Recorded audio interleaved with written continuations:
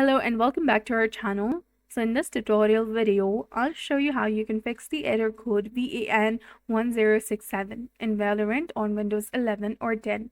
So first, you need to go ahead and click on the Windows icon and type in settings in the search bar.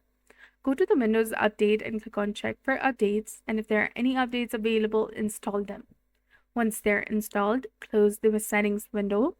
Next, click on the Windows icon again and type in services in the search bar. And in the services window, scroll down to VGC and right-click on the VGC and select properties. Change the startup type to automatic and click on start and wait for it to finish. Then click on apply and OK. And after doing this, the error code should now be fixed. I recommend starting your PC, and once it boosts up again, Valorant should be working without any issues.